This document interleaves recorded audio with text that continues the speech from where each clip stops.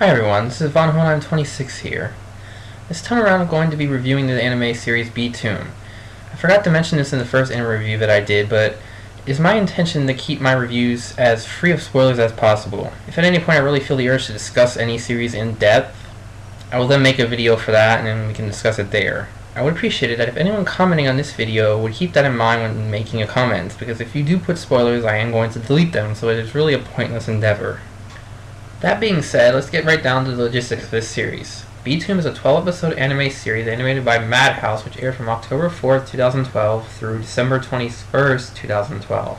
It has been licensed for an English language release by Sentai Filmworks, which will be releasing it to home video sometime in the next year. It is based off an ongoing manga of the same name, which has recently been licensed for an English language release by Yen Press. It belongs to the action, romance, and psychological genres, and it can be streamed legally right now on Crunchyroll.com and theanimenetwork.com. Right now I'm going to take time to do a short summary of the plot without giving any major spoilers if I can help it. I will use screen caps while I talk so you can get an idea of what the series looks like and some of the characters as well. Ryota Sakamoto is an unemployed 22-year-old who lives with his mother and stepfather. There is nothing remarkable about Ryota. In fact, Ryota is a NEET who almost never leaves his house. He has no skills or training and spends most of his time playing online games, his favorite being the game B-tooom. Within the world of B-tooom, players fight against one another using the only weapons available in the game, different kinds of bombs. While Ryota may be a loser in real life, within the world of B-tooom he is a champion with many friends.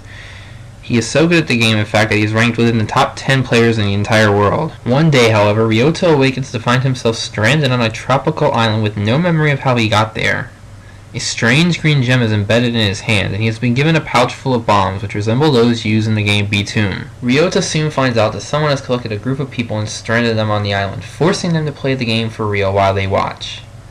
Ryota is forced to kill another player in order to survive, and he must quickly figure out how to make the transition from playing the game online to playing the game for real. But on this island of death, other players are not the only thing you have to worry about. Ryota finds that he has to worry about man-eating lizards, poisonous snakes and insects, and a steep competition for food and other supplies that are only dropped onto the island every other day. Along the way, Ryota will meet two allies, the first of which is the slightly overweight and normally jovial Kiyoshi Tariya. Through talking to him, Ryota is able to recall the exact circumstances of how he came to be on the island, and that it was the developers of the game B-tooom that have actually placed them in this twisted game to begin with. He remembers that to escape this island, you are going to need 7 other chips besides your own, which can only be obtained by killing the other players that take theirs. Ryota and Tariya decide to team up to increase their chances of survival. The second of Ryota's allies is a beautiful young girl named Himiko, whom Ryota had tried to make contact with his first day on the island. She is emotionally damaged by the events that caused her to be sent to the island, as well as the events following her arrival, and she doesn't trust men at all. She has a connection to Ryota's life before the game.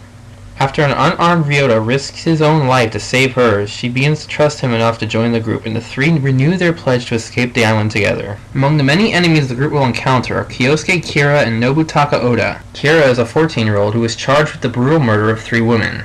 He was severely abused by his father and has a sadistic nature, being able to kill people without remorse. He adjusts easily to the real-life game, as he had already viewed life and death as a game long before this point.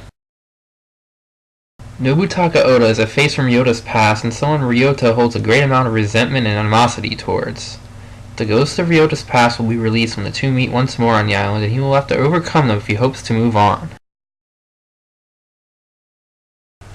I found the action in this series to be extremely enjoyable for a number of reasons. Each player on the island is given a gem in their hand and a pouch full of real bombs based around those using the online game. The gems are actually able to serve as a radar, similar to what their function is in the online game. They allow each player to locate other players so long as the other player they're trying to locate is moving at the time. To get off the island, the player needs 7 other chips besides their own, and the only way to get someone else's chip is to kill them. The fact that there are about 10 different kinds of bombs adds to the action because each is utilized in a different way and results in a completely different kind of battle. You can steal other players' bombs, but the only way you can actually use them is to kill the player before you take them. This means, of course, that the closer you get to 7 other chips, the stronger you become, the more bombs you have, and the more likely your chances are for survival. This means that to get an edge on your opponent, you have to apply a great deal of strategy.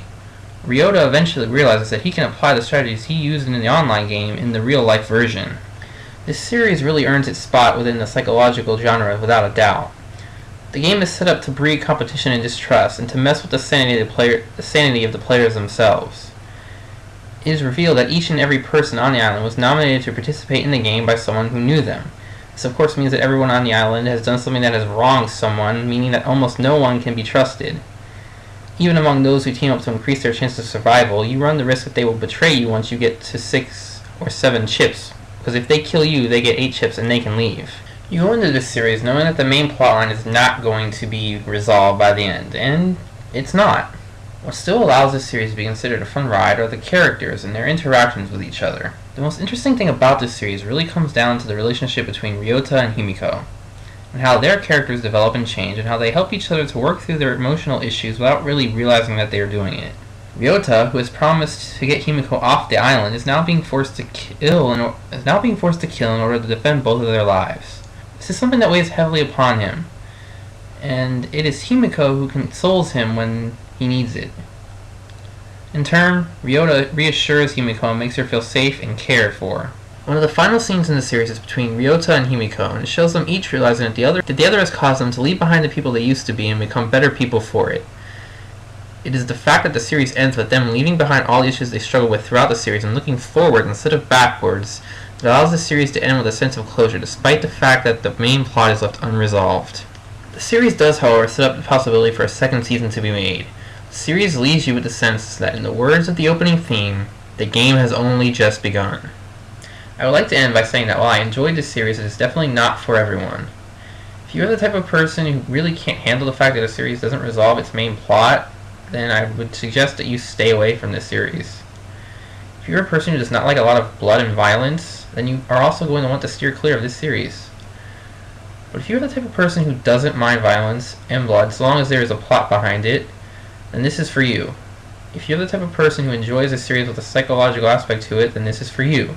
If you're a person who enjoys action and explosions, then this is a series for you. If you have seen B-tooom, please feel free to comment in the comment section below with your feelings about the series. If you have any questions about the series, please feel free to ask them as well, and I'll be more than happy to try and answer them for you. Please subscribe to my channel if you enjoyed this video and wish to keep up to date with everything that I plan to do in the coming weeks. Until the next video, thanks for watching.